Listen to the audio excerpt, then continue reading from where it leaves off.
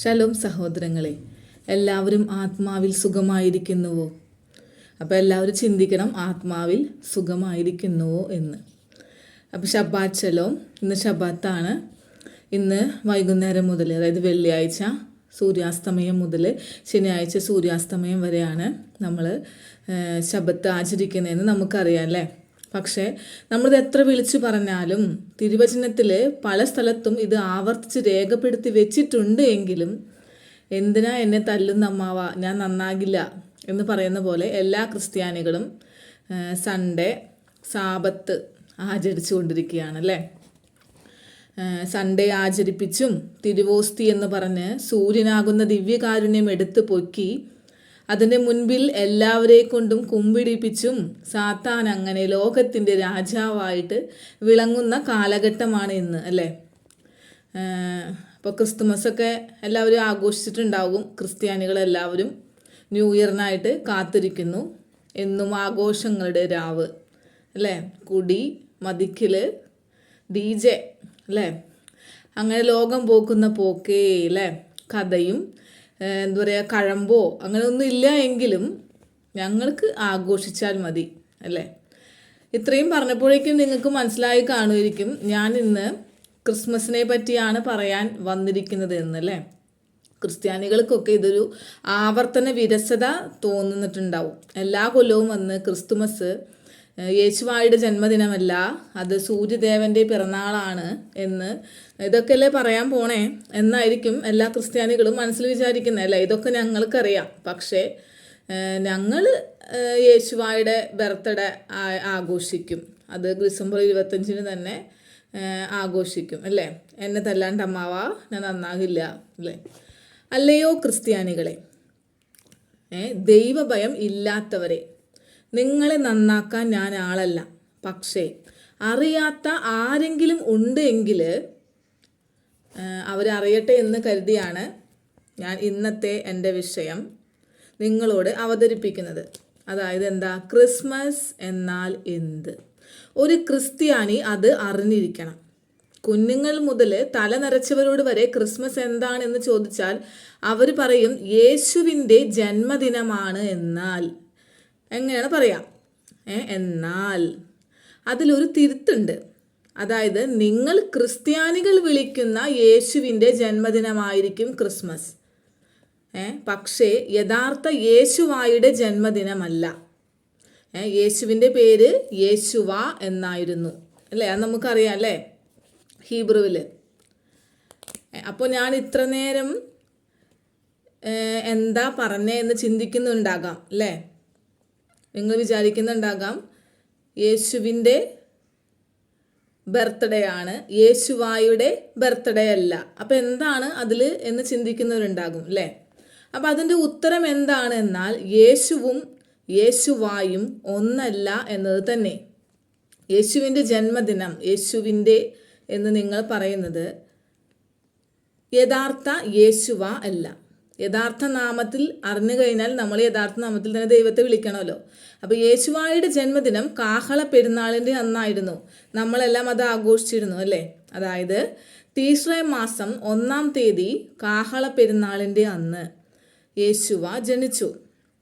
യേശുവ കാഹള പെരുന്നാളിൻ്റെ അന്നാണ് ജനിച്ചത്. അതുപോലെ തന്നെ ആദം, ദാവീദ്, ഇസഹാക്ക്, സാമുവൽ എല്ലാവരും ജനിച്ചത് ഈ കാഹള പെരുന്നാളിൻ്റെ അന്ന് തന്നെയായിരുന്നു. യഹൂദന്മാരുടെ കലണ്ടർ പ്രകാരം അന്ന് തന്നെയാണ് പുതുവർഷം ആരംഭിക്കുന്നതും. ലോകത്തിൻ്റെ മക്കൾക്ക് ഇത് 2026 ന്യൂ ഇയർ ആണ് നിങ്ങൾ ആഘോഷിക്കാൻ പോകുന്നത് എങ്കിൽ യഹൂദ കലണ്ടർ പ്രകാരം ദൈവം ലോകം സൃഷ്ടിച്ചിട്ട് ഇത് 5786 വർഷമാണ്. 5786 വർഷമാണ്. നമ്മളുടെ ന്യൂ ഇയർ കഴിഞ്ഞു.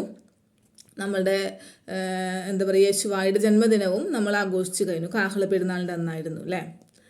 അപ്പോൾ മാത്രമല്ല കാഹള തിരുനാളിൻ്റെ ദിവസം കുറേ പ്രത്യേകതയുണ്ട്. ദൈവം വെറുതെ വന്ന് അങ്ങനെ പിറക്കാനായിട്ട് നിങ്ങൾ വിളിക്കുന്ന ആപ്പ ഉപ്പ യേശു എന്ന നാമത്തിൽ സന്തോഷിക്കുന്ന സാത്താനല്ല. അപ്പോൾ കാഹള പെരുന്നാൾ തിരഞ്ഞെടുക്കാൻ കാരണം ആ ദിവസമാണ് പോയ നാളുകളെ ദൈവം വിലയിരുത്തുന്നത്. ജീവന്റെ പുസ്തകത്തിൽ അന്ന് മാറ്റങ്ങൾ സംഭവിക്കും. ആരൊക്കെ ജീവിക്കണം, ഇനി വരും ദിവസങ്ങളിൽ അല്ലെങ്കിൽ വരും നാളുകളിൽ ആരൊക്കെ മരിക്കണം എന്നൊക്കെ തീരുമാനമാകുന്ന ഒരു ദിവസം കൂടിയാണ് അന്ന്. പ്രപഞ്ചത്തിൻ്റെ സൃഷ്ടാവായ ദൈവത്തെ ഈ ലോകത്തിൻ്റെ രാജാവായി പ്രഖ്യാപിക്കുകയും ചെയ്യുന്ന ന്യായവിധിയുടെ ദിവസം കൂടിയാണ് അന്ന്, കാഹള പെരുന്നാളിൻ്റെ അന്ന്. ജീവൻ്റെ പുസ്തകം അന്ന് തുറക്കുകയും നല്ലതും ചീത്തയുമായ കാര്യങ്ങൾ വിലയിരുത്തി അടുത്ത വർഷം തെറ്റിപ്പോയവർക്ക് തിരിച്ചു വരാനുള്ള അവസരം കൊടുക്കുകയും ചെയ്യുന്ന ഒരു ദിവസം കൂടിയായിരുന്നു കാഹള പെരുന്നാളിൻ്റെ അന്ന്. ആത്മീകമായി ഉറങ്ങുന്നവരെ വിളിച്ചുണർത്തുന്ന കാഹള ശബ്ദം. ആ കാഹളത്തിൻ്റെ പവർഫുൾ ശരിക്കും മനസ്സിലാകണമെങ്കിൽ നമ്മൾ യോശുവയുടെ പുസ്തകം 6-ാം അധ്യായം വായിച്ചു നോക്കണം അല്ലേ. യെരിഹോവിൻ്റെ പട്ടണമതിൽ കാഹള ശബ്ദം കൊണ്ട് ഇടിഞ്ഞു വീണത് അവിടെ നമുക്ക് കാണാൻ സാധിക്കും അല്ലേ. 7 വട്ടം അവർ കാഹളം ഊതി. 7ാമത്തെ പ്രാവശ്യം പുരോഹിതന്മാർ കാഹളം ഊതിയപ്പോൾ ജോഷുവ 6:20 പുരോഹിതന്മാർ കാഹളം ഊതുകയും ജനം കാഹളനാദം കേട്ട് അത്യുച്ചത്തിൽ ആർപ്പിടുകയും ചെയ്തപ്പോൾ പട്ടണം അതിൽ തകർന്നു വീണു എന്നാണ് പറയണേ.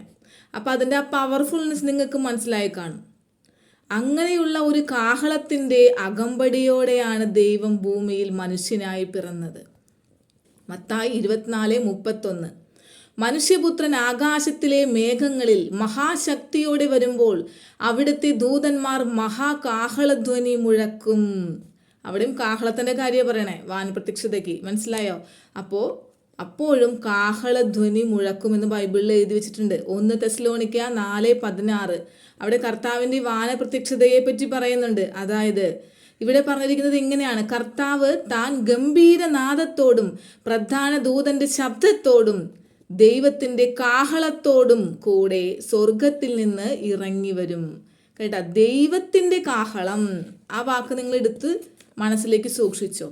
ഈ ഉദാഹരണങ്ങളിൽ നിന്നെല്ലാം നിങ്ങൾക്ക് മനസ്സിലാക്കാൻ സാധിക്കും കാഹള ശബ്ദത്തിൻ്റെ ശക്തി, കാഹളത്തിൻ്റെ അത്ഭുതം, അതിൻ്റെ മേന്മ അല്ലേ. അപ്പം ഇങ്ങനെയുള്ള ഒരു കാഹള പെരുന്നാളിനാണ് യേശുവ ജനിച്ചത്. യേശുവായും ആദവും ഞാൻ പറഞ്ഞില്ലേ സാമൂൽ എല്ലാവരും ജനിച്ചത് കാഹള പെരുന്നാളിൻ്റെ അന്നത്തെ ദിവസം തന്നെയായിരുന്നു. ഇത് ഏത് ദിവസമാണ്, ഡേറ്റ് എന്താണെന്ന് നമുക്കറിയില്ല. ഇനി ഇത് യേശുവായുടെ കാര്യം, ദൈവം മനുഷ്യനായി ഭൂമിയിൽ വന്ന കാര്യം. ഇനി 2ാമത്തെ കാര്യം പറയാം. നിങ്ങൾ പറയുന്ന യേശുവായ പേര് മാറ്റി യേശു എന്ന് വിളിക്കുമ്പോൾ തന്നെ ആ പേരിൽ സാത്താൻ വന്ന് നിൽക്കും. അത് നിങ്ങൾക്കറിയാമോ? അപ്പോൾ അവന് കാഹള പെരുന്നാളിൽ നിന്ന് വരാൻ പറ്റില്ല. കാരണം അവന് കാഹളത്തിൻ്റെ ശബ്ദം കേൾക്കുമ്പോൾ തന്നെ ഭയമാണ്. യുദ്ധത്തിന് മുൻപ് കാഹളം വിളിക്കുമ്പോൾ തന്നെ അത് സാത്താന് വിറയലുണ്ടാക്കും. അപ്പോൾ അവൻ അവൻ്റേതായ ഒരു ദിവസം തിരഞ്ഞെടുത്തു. നിങ്ങൾ യേശു എന്ന് വിളിക്കുമ്പോൾ യഥാർത്ഥ യേശുവായല്ല.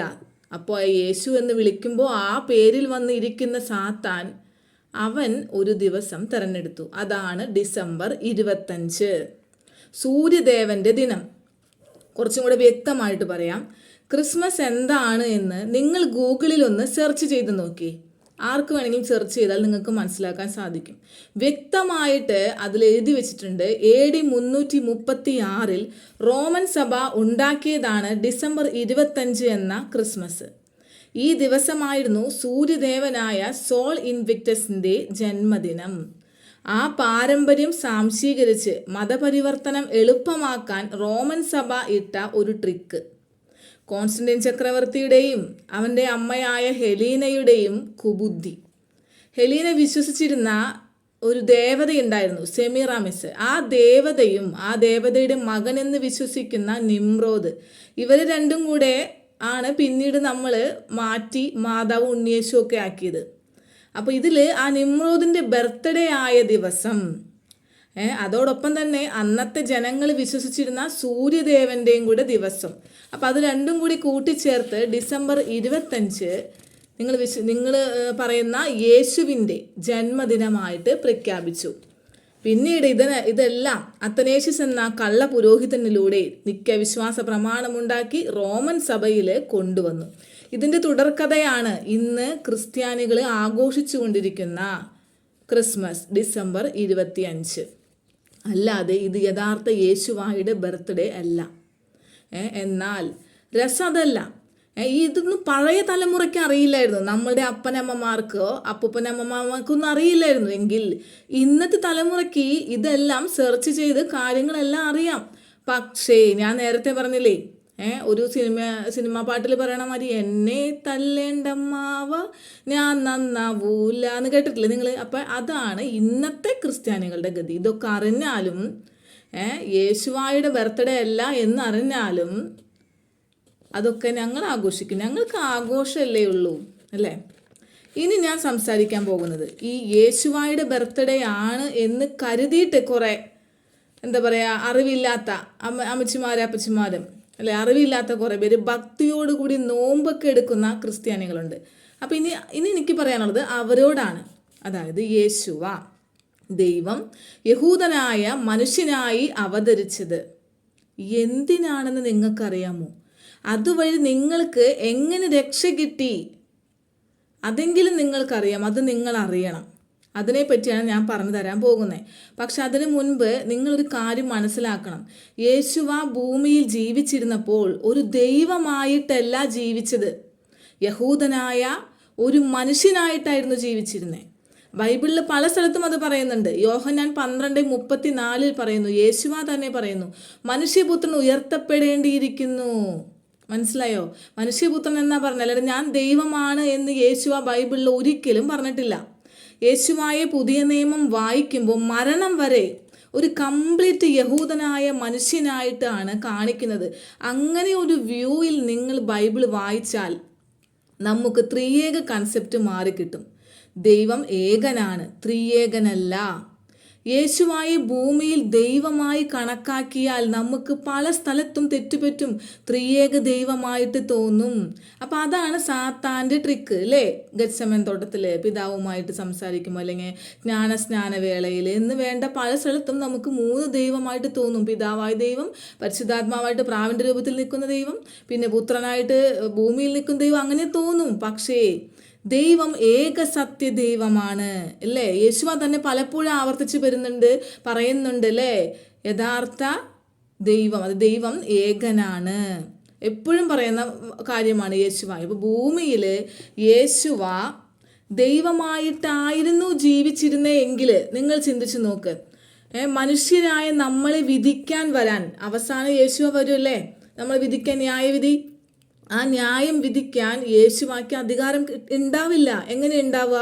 അതായത് നമ്മൾ ചിന്തിച്ച് നോക്കിയേ, നമ്മൾ ചോദിക്കൂലേ, മനുഷ്യരായ ഞങ്ങൾക്ക് 10 കൽപ്പന അനുസരിച്ച് ജീവിക്കുക എന്ന് പറയുന്നത് അതികഠിനമാണ്, അങ്ങനെ ജീവിക്കാൻ പറ്റില്ല എന്ന് പറയുമ്പോൾ ദൈവമായിട്ടായിരുന്നു യേശുവ ഭൂമിയിൽ ജീവിച്ചിരുന്നതെന്ന് എങ്കിൽ യേശുവാക്കി നമ്മളെ വിധിക്കാൻ പറ്റില്ല. പക്ഷേ മനുഷ്യനായി ജീവിച്ചിരുന്ന യേശുവാക്കി നമ്മെ വിധിക്കാൻ പറ്റും. കാരണം എന്താണ്? ദൈവം മനുഷ്യനായ യേശുവായി വന്ന് പാപമില്ലാതെ എങ്ങനെ ജീവിക്കാം, എങ്ങനെ ദൈവവുമായി ഒരു അപ്പൻ മകൻ ഗാഢബന്ധം നിലനിർത്താം, വിശ്വസിച്ചുകൊണ്ട് അത്ഭുതങ്ങൾ എങ്ങനെ ചെയ്യാം, 10 കൽപ്പന അനുസരിച്ച് എങ്ങനെ ജീവിക്കാം എന്നൊക്കെയാണ് നമ്മളെ പഠിപ്പിച്ച് മാതൃകയാക്കി കാണിച്ചു തന്നിട്ട് പോയത്, അല്ലേ? അതുകൊണ്ട് ലോകാവസാനം യേശുവ വന്ന് നമ്മെ വിധിക്കും. ആ വിധിക്കാനുള്ള യോഗ്യത യേശുവാക്കുണ്ട്. അപ്പോൾ നിങ്ങൾ ഓർക്കണം, മനുഷ്യനായി ജീവിച്ചിരുന്നപ്പോൾ യേശുവ ഒരിക്കലും ദൈവമായിരുന്നില്ല. അപ്പോൾ നിങ്ങൾ ചോദിക്കും, മനുഷ്യനായിരുന്നത് കൊണ്ട് യേശുവാക്ക് എങ്ങനെയാണ് അത്ഭുതങ്ങൾ ചെയ്യാൻ പറ്റിയത് എന്നല്ലേ? നിങ്ങൾ ഓർക്കണം, യേശുവ അത്ഭുതങ്ങൾ ചെയ്യാനോ ഒരു പ്രത്യേക മതം സ്ഥാപിക്കാനോ വന്നതല്ല. ചില സന്ദർഭങ്ങളിൽ അത്ഭുതങ്ങൾ യേശുവാക്കി ചെയ്യേണ്ടി വന്നു.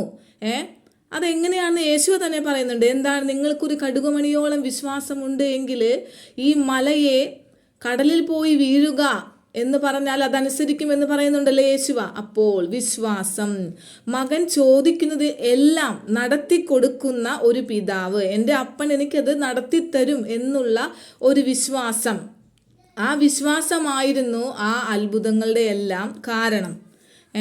ഈ അത്ഭുതങ്ങളെല്ലാം ചെയ്തപ്പോൾ ധാരാളം പേര് യേശുവായി അനുഗമിച്ചിരുന്നു, അല്ലേ? എന്നാൽ കാര്യത്തിലേക്ക് കടന്നപ്പോൾ പഠിപ്പിച്ചു തുടങ്ങിയപ്പോൾ ഈ ആളുകളുടെ എണ്ണം കുറഞ്ഞു. അവസാനം നിങ്ങൾ ഓർക്കൂ, കാൽവരി ക്രൂശിൽ യേശുവായുടെ കീഴെ 4 പേരായി അത് കുറഞ്ഞു അല്ലേ. ഞാനിപ്പോൾ ഈ മർമ്മം പറയുമ്പോൾ അത് ഗ്രഹിക്കാനായിട്ട് ഒരുപാട് പേർക്ക് ബുദ്ധിമുട്ടുണ്ടാകും.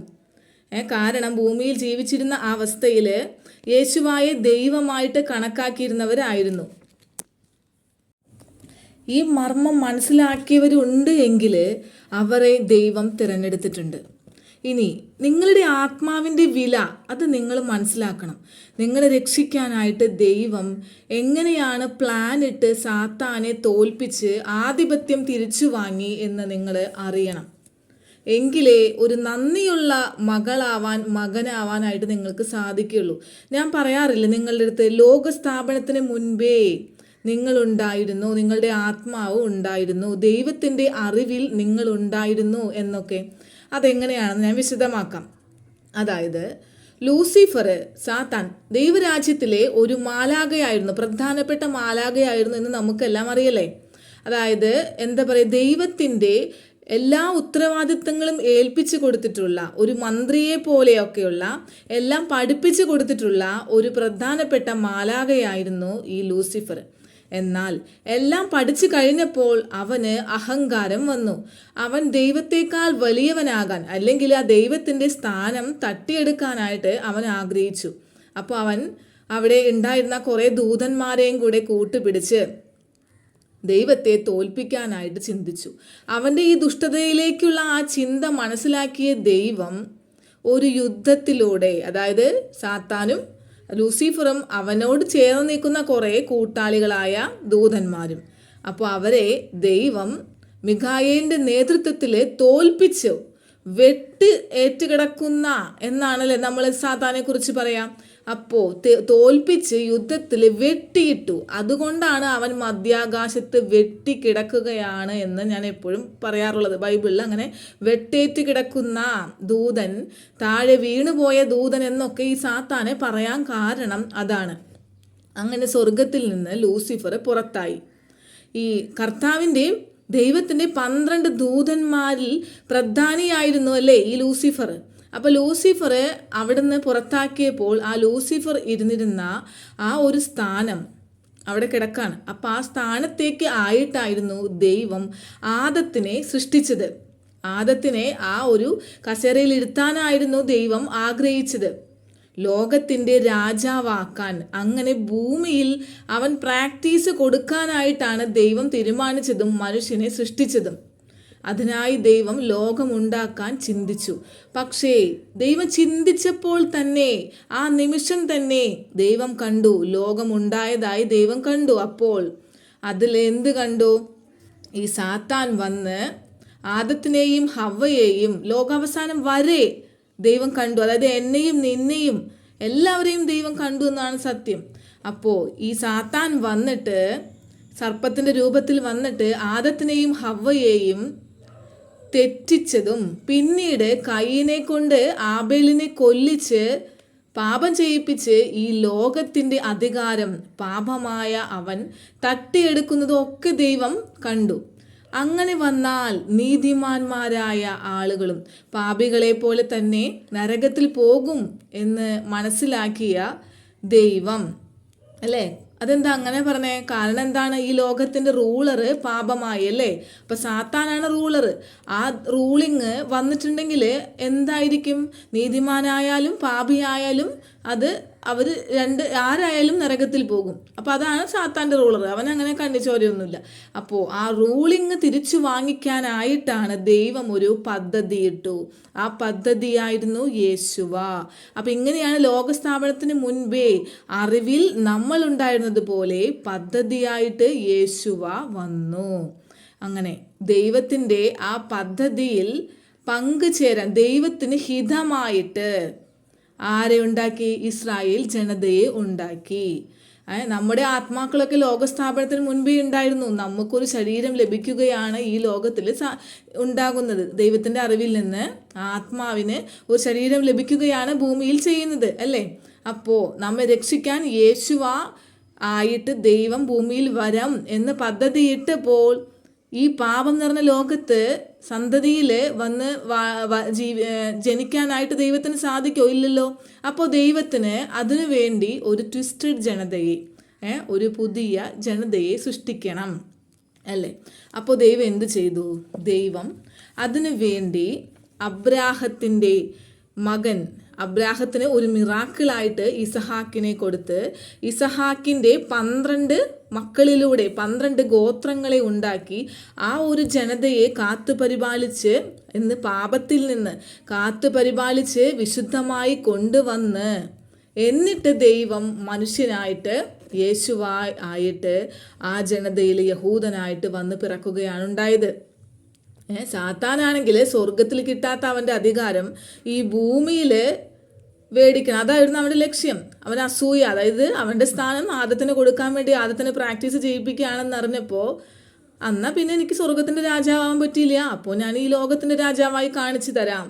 അവൻ അതുകൊണ്ടാണ് ആദത്തിനെ തെറ്റിച്ചതും ആദത്തിൻ്റെ മൂത്ത മകനായ കടിനൂൽ സന്താനമായ കയീനിലൂടെ പാപം ചെയ്യിപ്പിച്ച് ലോകത്തിൻ്റെ അധികാരവും ആധിപത്യവും അവൻ വാങ്ങി തട്ടിയെടുത്തത് അല്ലേ?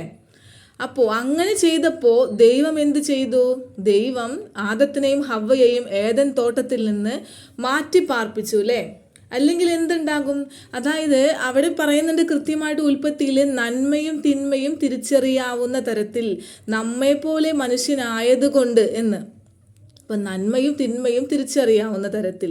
അപ്പോൾ ആദത്തിൻ്റെ അടുത്ത് അതുവരെ വർത്താനം പറഞ്ഞുകൊണ്ടിരുന്നത് ദൈവമായിരുന്നു, നന്മയായിരുന്നു. പിന്നീട് തിന്മയും എന്ന് പറഞ്ഞാൽ സാത്താനും അവനോട് സംസാരിച്ചു അല്ലേ? തുറന്നിട്ട് കൊടുത്തില്ലേ അവൻ്റെ സബ് കോൺഷ്യസ് മൈൻഡ്. അപ്പോൾ നന്മയും വരും തിന്മയും വരും. അപ്പോൾ സാത്താനും കൂടി സംസാരിച്ചു കഴിഞ്ഞാൽ അവൻ പിന്നീട് അവന് മരണമില്ലാത്ത രീതിയിലേക്ക് അവൻ പോകും. ആ മരണമില്ലായ്മയും കൂടി അവൻ കൈക്കലാക്കും അല്ലേ? അപ്പം അത് ഇല്ലാതെ ആവാനാണ് ദൈവം അന്ന് ആദത്തിനെ ഹവ്വയെയും ഏദൻ തോട്ടത്തിൽ നിന്ന് മാറ്റിപ്പാർപ്പിച്ചതാണ്. അല്ലാതെ ശിക്ഷ കൊടുത്തു എന്നൊന്നല്ല ക്രിസ്ത്യാനികൾ പറയണത്. അവർ പാപം ചെയ്തതുകൊണ്ട് അവർക്ക് ശിക്ഷ കൊടുത്തു എന്നൊന്നല്ല. ദൈവം അവർ തെറ്റാണ് ചെയ്തത്, പാപമല്ല. പാപം ചെയ്തത് കയീനാണ്. അപ്പോൾ തെറ്റ് ചെയ്ത അവരെ ഏദൻ തോട്ടത്തിൽ നിന്ന് മാറ്റിപ്പാർപ്പിച്ചു. എന്നിട്ട് ഏദൻ ദൈവം സീല് ചെയ്തു. ആദത്തിനെയും ഹവ്വയെയും മാറ്റി പാർപ്പിച്ച ദൈവം സീല് ചെയ്ത് അത് ദൈവത്തിൻ്റെ രാജ്യമായിട്ട് അത് സീൽ ചെയ്ത് മാറ്റിവെച്ചു. മനസ്സിലായോ? പുറത്തേക്ക് വന്ന ആദത്തിനെയും ഹവ്വയെയും ദൈവത്തിന് സംരക്ഷിക്കേണ്ട അവസ്ഥയായി. ഭൂമി ഭരിച്ച് ഭൂമി സംരക്ഷിക്കേണ്ട ആദത്തിനെ, അങ്ങനെ സൃഷ്ടിച്ച ആദത്തിനെ സാത്താൻ ചതിച്ചത് കാരണം പുറത്താക്കിയപ്പോൾ ദൈവത്തിന് ആദത്തിൻ്റെ കൂടെ നടന്ന് അവന് സംരക്ഷിക്കേണ്ട അവസ്ഥയായി. അതുകൊണ്ടാണ് കയീനോടൊക്കെ പറയുന്നേ, മകനെ പാപം നിന്റെ പടിവാതിൽക്കൽ പതിയിരിക്കുന്നു, അവന് പാപത്തിന് നിന്നോടാണ് ആർത്തി, നീ അതിൽ വീഴല്ലേ എന്നൊക്കെ പറഞ്ഞ് മകനെ സൂക്ഷിച്ചു കൊള്ളുക എന്ന് പറഞ്ഞ് പിന്നാലെ നടക്കുന്ന ഒരു അപ്പനെ നമുക്ക് അവിടെ കാണാൻ സാധിക്കുമില്ലേ? അപ്പോൾ ദൈവം അവരെ കൂടെ നടന്നുകൊണ്ട് അവരെ സംരക്ഷിച്ചു വരികയായിരുന്നു. അപ്പോഴാണ് സാത്താൻ കയീനിലൂടെ ആബേലിനെ കൊല്ലിപ്പിച്ച് പാപം ചെയ്യിപ്പിച്ച് ലോകത്തിൻ്റെ രാജാവായ ആ സ്ഥാനം, ലോകത്തിൻ്റെ ദൈവം എന്നുള്ള ആ സ്ഥാനം തട്ടിയെടുത്തത്. സ്വർഗത്തിൽ ലൂസിഫർ എന്ന് പറയുന്നത് ഇംഗ്ലീഷിലുള്ള പേരാണ്. സാത്താൻ്റെ ശരിക്കുള്ള പേര് സാമേൽ എന്നാണ്. അപ്പോൾ ഈ ലൂസിഫറിനോട് യുദ്ധം ചെയ്യാനായിട്ട് ദൈവത്തിന് ഒരു സേനയെ ഭൂമിയിൽ ഉണ്ടാക്കണം. അതായത് സ്വർഗത്തിലാണെങ്കിൽ അവിടെ എലോഹിമുകളുടെ ഒരു സേനയുണ്ട്. പക്ഷേ ഭൂമിയിലാണ് ഇപ്പോൾ സാത്താൻ ഇറങ്ങി കളിക്കുന്നത് അല്ലേ? അവൻ്റെ ആയിക്കഴിഞ്ഞാൽ അപ്പം ഭൂമിയിൽ അവൻ്റെ പട ചേർക്കുമ്പോൾ ദൈവത്തിനും ഒരു സേനയുണ്ടാക്കണം അല്ലേ? അപ്പോൾ എന്നിട്ട് വേണം അവൻ്റെ നിന്ന് ആധിപത്യം തിരിച്ചു വാങ്ങിക്കാനായിട്ട്. അപ്പോൾ ദൈവത്തിന് പടം ചേർക്കാനായിട്ട് ദൈവം തന്നെ ഒരു ട്വിസ്റ്റഡ് സന്തതിയെ സൃഷ്ടിച്ചതാണ്. അവരാണ് യഹൂദർ. ഞാൻ നേരത്തെ പറഞ്ഞോണം. അങ്ങനെ പിന്നീട് ആ 12 ഗോത്രത്തിലുള്ളവർ ദൈവം തിരിച്ചു കൊണ്ടുവന്ന് കൊടുത്തു അല്ലേ? അവരുടെ അവകാശമായിരുന്ന ആ കാനാൻ ദേശം. എന്നിട്ട് യുദ്ധം അഭ്യസിപ്പിക്കാനായി യഥാർത്ഥ ഏദൻ തോട്ടത്തിലേക്ക് അവരെ തിരിച്ചു കൊണ്ടുവന്നു. അന്ന് മുതൽ ഇന്ന് വരെ അവർ യുദ്ധം അഭ്യസിക്കുകയാണ് അല്ലേ? നമുക്ക് കാണാൻ സാധിക്കും അല്ലേ? അപ്പോൾ യുദ്ധം അഭ്യസിപ്പിച്ചു കൊണ്ടിരിക്കുകയാണ്. ചുറ്റും സാത്താൻ്റെ മക്കളല്ല, സാത്താൻ്റെ അടിമകളെ ഇട്ട് കൊടുത്തുകൊണ്ട് ദൈവം അവരെ യുദ്ധം അഭ്യസിപ്പിക്കുകയാണ്. ഇന്നും നമുക്കത് കാണാൻ സാധിക്കും. സങ്കീർത്തനം 48:1 പറയുന്നുണ്ട് യെരുശലേമിനെ കുറിച്ച് ദൈവത്തിൻ്റെ നഗരം, വിശുദ്ധ പർവ്വതം എന്നാണ് യെരുശലേമിനെ വിളിക്കുന്നത്. നിയമാവർത്തനം 7:6 വിശുദ്ധ ജനം എന്നാണ് യഹൂദരെ വിളിക്കുന്നത്. നിങ്ങളത് വായിച്ചു നോക്കിയാൽ നിങ്ങൾക്ക് മനസ്സിലാകും. അപ്പം ഇതിൽ നിന്നെല്ലാം ദൈവം പാപമേൽക്കാതെ ആ ജനത്തിനെ എങ്ങനെ കൊണ്ടുവന്നു? കയീൻ പാപം ചെയ്തപ്പോൾ വേറെ മകനായ സേത്തിലൂടെ ഒതുക്കി സംരക്ഷിച്ച് പാപമേൽക്കാതെ കൊണ്ടുവന്ന് അബ്രാഹത്തിന് ഒരു മിറക്കിളായിട്ട് ഇസഹാക്കിനെ കൊടുത്ത് പിന്നീട് ഇസഹാക്കിലൂടെ 12 ഗോത്രങ്ങളെ ഉണ്ടാക്കി അങ്ങനെ സംരക്ഷിച്ച് പാപം വീഴാതെ സംരക്ഷിച്ച് നിയമങ്ങളും ദൈവകൽപ്പനകളും എല്ലാം കൊടുത്ത് സാത്താനെ അവരുടെ മേൽ ആധിപത്യം സ്ഥാപിക്കാനായിട്ട് ഒരു പഴുതുപോലും കൊടുക്കാതെ തൻ്റെ ജനമായി വളർത്തിയതാണ് ഇസ്രായേൽ ജനത. നമുക്കത് മനസ്സിലാക്കാൻ സാധിക്കും. യേശുവ തന്നെ ലൂക്ക 17:21 പറയുന്നുണ്ട് ദൈവരാജ്യം നിങ്ങളുടെ ഇടയിൽ തന്നെയുണ്ട് എന്ന് പറയുന്നില്ല. അപ്പം ഇങ്ങനെയൊക്കെ ആ ദൈവരാജ്യമാണ് ഇസ്രായേൽ. ഇങ്ങനെയൊക്കെ ദൈവം പട ചേർത്ത് കൊണ്ടിരിക്കുക. അപ്പോൾ സാത്താനാണെങ്കിൽ അവൻ്റെ ലോകം മൊത്തം ചേർത്ത് അവൻ യുദ്ധത്തിന് വേണ്ടി പട ചേർക്കുകയാണ് അല്ലേ. ലോകാവസാന യുദ്ധമുണ്ടാകുമെന്ന് നമുക്കറിയാം അല്ലേ. നമ്മുടെ ആബ വരും. അപ്പം അതിനു വേണ്ടി ലോകത്തെ മൊത്തം നിർത്തിയിട്ടാണ് അവൻ പല വിധത്തിലൂടെ, ഞാൻ പറഞ്ഞിട്ടുണ്ട് ഇലുമിനാൽറ്റീസിൻ്റെ അതിലൂടെ ഒരു വരവ്, ദുഷ്ടാത്മസേനകൾ അതായത് ഇസ്ലാം തീവ്രവാദികളുടെ പോലെയുള്ള ഒരു വരവ്, അല്ലാണ്ട് ക്രിസ്ത്യാനികൾ എന്ന് പറഞ്ഞിട്ടുള്ള ഒരു വർഗത്തിലൂടെയുള്ള വരവ് എന്ന് വേണ്ട അവൻ ചുറ്റി വളഞ്ഞ് ഇരുതല ഉള്ള സർപ്പത്തെമാരി ലോകത്തെ ചുറ്റി വളഞ്ഞ് ലോകത്തിൻ്റെ രാജാവായി ദൈവമായി വിലസിക്കൊണ്ടിരിക്കുക, ലോകത്തിൻ്റെ മക്കളെ മൊത്തം പട ചേർത്തിട്ട്. അപ്പോൾ കുറച്ച് പേരെയുള്ളൂ ദൈവത്തിൻ്റെ കൂടെ അല്ലേ. ലോകാവസാനം വരുമ്പോൾ ദൈവം പട ചേർക്കുന്ന കുറച്ച് പേര് മതിയെന്നേ, ദൈവത്തിന് അത് മതി, നമ്മൾ ജയിക്കും. അപ്പോൾ ക്രിസ്മസ് ആഘോഷിക്കുമ്പോൾ ക്രിസ്ത്യാനിയെ നീ ആലോചിച്ച് നോക്ക്, നീ ആർക്കൊപ്പമാണ് പട ചേരുന്നത്? വ്യക്തമാണല്ലേ, നിങ്ങൾ സാത്താൻ്റെ പടയിലെ അംഗത്വമാണ്. എന്നാൽ ശബത്ത് മുറുകെ പിടിച്ച് ദൈവരാജ്യത്തിൻ്റെ സിറ്റിസൺഷിപ്പിന് വേണ്ടിയിട്ട് പേപ്പർ വർക്ക് ചെയ്യുന്ന, ദൈവത്തിൻ്റെ നിയമങ്ങൾ മുറുകെ പിടിക്കുന്ന നിങ്ങളെ ദൈവം സംരക്ഷിക്കും. നിങ്ങൾ ദൈവത്തിന് വേണ്ടി പട ചേരുന്നവരാണ്. ഇസ്രായേലിൽ അല്ലാതിരുന്നിട്ട് കൂടി, ഇപ്പം ഇസ്രായേലിൽ ഒരു ശബത്ത്, അവിടെ ദൈവം എല്ലാ നിയമങ്ങളും എല്ലാം അവരങ്ങനെയാണ് ആചരിക്കുന്നത്, ലോകത്തിൻ്റെ പോക്ക് പോലെയല്ല. അപ്പം അവിടെ ദൈവമക്കൾ ചെയ്യാൻ അവർ കുഴപ്പമില്ല. പക്ഷെ നമ്മളെ സംബന്ധിച്ച് നമ്മൾ ലോകത്തിൽ നിന്നിട്ട്, പുറത്ത് നിന്നിട്ട് നമ്മൾ പൊരുതുകയാണ് അല്ലേ. സാത്താൻ്റെ ലോകത്ത് നിന്ന് അവനോട് പൊരുതിക്കൊണ്ട് വേർതിരിച്ച് ദൈവം വെച്ചേക്കാം. വേർതിരിഞ്ഞു വരുന്ന നീ അപ്പോൾ കർത്താവിന് സ്പെഷ്യലല്ലേ. സ്വന്തം പുത്രന്മാരെക്കാൾ, സ്വന്തം പുത്രനെ പോലെ നിന്നെയും ദൈവം സ്നേഹിക്കും. അപ്പോൾ ശബത്ത് മുറുകെ പിടിക്കുന്നവരെ നിങ്ങൾ ദൈവരാജ്യത്തിലേക്കുള്ള സിറ്റിസൺഷിപ്പിന് തയ്യാറെടുക്കുകയാണ്. ഇനി മറ്റ് ക്രിസ്ത്യാനികൾ കൂടുതലും പന്നിയിറച്ചിയൊക്കെ കഴിച്ച് കുടിച്ച് അറമാദിച്ച് ക്രിസ്മസും ന്യൂ ഇയറും ഒക്കെ ആഘോഷിക്കുന്ന ക്രിസ്ത്യാനിയെ, നീ എവിടേക്കുള്ളതാ? നരകത്തിലേക്കുള്ള റെഡിയായിട്ടുള്ള സിറ്റിസൺഷിപ്പിനുള്ള പേപ്പർ വർക്ക് റെഡിയാക്കുകയാണ് നീ ഇതിലൂടെ ചെയ്യുന്നത്. അപ്പോൾ ഈ ലോകത്തിൻ്റെ ഒപ്പം പോകുന്നവരെ നിങ്ങൾക്കിടയിൽ നിന്ന് വേർതിരിച്ച് ദൈവം ഞങ്ങളെ മാറ്റി നിർത്തിയിട്ടുണ്ട് എങ്കിൽ, അങ്ങനെ വേർതിരിച്ച് വരാനായിട്ട് നമുക്ക് യോഗ്യത ദൈവം തന്നിട്ടുണ്ട് എങ്കിൽ നമുക്ക് ദൈവത്തോട് നന്ദി പറയാം. നമുക്കെല്ലാവർക്കും അങ്ങനെ വേർതിരിഞ്ഞ് ദൈവത്തിൻ്റെ രാജ്യത്തിലേക്കുള്ള സിറ്റിസൺഷിപ്പിന് വേണ്ടിയിട്ട് ഒരുങ്ങാം. ഞാൻ നിർത്താണ്. അപ്പോൾ ഇന്ന് ഞാൻ നിങ്ങളെ പഠിപ്പിക്കാൻ പോകുന്ന ഹീബ്രു വേർഡ്, ഞാൻ തുടക്കത്തിൽ ചോദിച്ചു അല്ലേ, ആത്മാവിൽ എല്ലാവരും സുഖമായിരിക്കുന്നുവോ എന്ന്. അപ്പോൾ നിങ്ങൾ സ്വയം ചിന്തിക്കേണ്ടതാണ്. ശരീരത്തിന് പല അസ്വസ്ഥതകളും ഒക്കെ നമുക്കുണ്ടാകാം, പക്ഷേ ആത്മാവ് ഉണർന്നിരിക്കുന്നുവെങ്കിൽ നമ്മൾ ഹാപ്പി ആയിരിക്കും അല്ലേ. അപ്പോൾ ആത്മാവ് സുഖമായിരിക്കുന്നുവോ? അപ്പോൾ ദൈവകൃപയാൽ എനിക്കൊക്കെ ആത്മാവ് സുഖമായിരിക്കുന്നു. ശരീരാസ്വസ്ഥങ്ങളൊക്കെ കുറച്ചുണ്ട് എങ്കിലും അപ്പോൾ സുഖമായിരിക്കുന്നുവോ, അതാണ് ഞാൻ ഇന്ന് പഠിപ്പിക്കുന്ന ഹീബ്രു വേർഡ്. അതിന് പറയുന്ന പേരാണ് മഷ്ലൂമെഹ്. സ്പെല്ലിങ് അത് ആണിനോടും പെണ്ണിനോടും വേറെ വേറെയാണ് പറയുക. ഇപ്പം നമ്മൾ പറയില്ല ആനി ഓയെ ഓദ്ഹ ആബ, ആണിനോട് അല്ലേ. ആനി ഓയെ ഒത്താഹ് പെണ്ണിനോട് ഐ ലവ് യു അല്ലേ. അപ്പോൾ അത് പറയുന്ന പോലെ തന്നെ ഇതിലും 2 തരത്തിലാണ് പറയുന്നത്. അതായത് മഷ്ലൂ മെഹ് എന്നാണ് ചോദിക്കുക, സുഖമായിരിക്കുന്നുവോ. അപ്പം അത് ആണിനോടാണ് ചോദിക്കുന്നതെങ്കിൽ മഷ്ലൂ മെഹ് തന്നെയാണ് അതിൻ്റെ പ്രൊനൗൺസിയേഷൻ വരുന്നത്, സ്പെല്ലിങ്ങിൽ വ്യത്യാസമുണ്ട്. MASHLOMCHA മഷ്ലൂ മെഹ്, അത് ആണിനോട് ചോദിക്കും. പെണ്ണാണെങ്കിൽ സ്പെല്ലിങ് MASHLOMECH എന്നാണ്. അപ്പോൾ ഞാൻ നിർത്താണ്. ഇതുവരെ എന്നെ കേട്ട എല്ലാവർക്കും തോദ റബ്ബ, ശബാത് ഷലോം, തോദാബ.